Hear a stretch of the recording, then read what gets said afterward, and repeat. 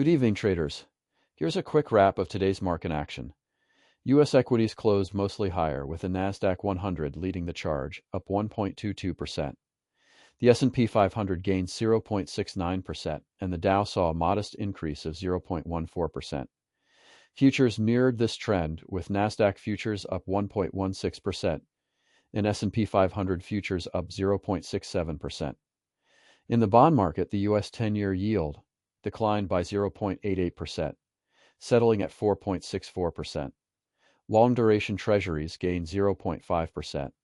The U.S. dollar index was marginally lower, down 0.04%. Commodities saw significant movement.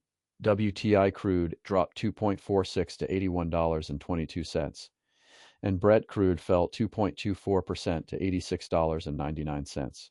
Gold was also down 1.37%. These moves come amidst ongoing geopolitical tensions in the Strait of Hormuz. On the economic front, U.S. continued jobless claims came in at 1.777 million, lower than the 1.794 million forecast. However, initial jobless claims were 209,000, slightly above the 202,000 expectation. The EIA reported a natural gas change of 36 billion cubic feet. Geopolitical headlines included Japan protesting Russia's visit to Atorafu and reports of an explosion in Sirik with a missile and drone launch toward Hormuz. The U.S. CENTCOM chief discussed potential joint strikes with Israel targeting Iran's energy infrastructure. Turkey expects U.S. pressure on Israel. The U.S. military reportedly lost 25% of its Reaper drones, and a new aircraft carrier is being sent to the Middle East. U.S. Defense Secretary Hegseth stated the U.S. can maintain a blockade against Iran. Houthis targeted an Aramco refinery in Jizan.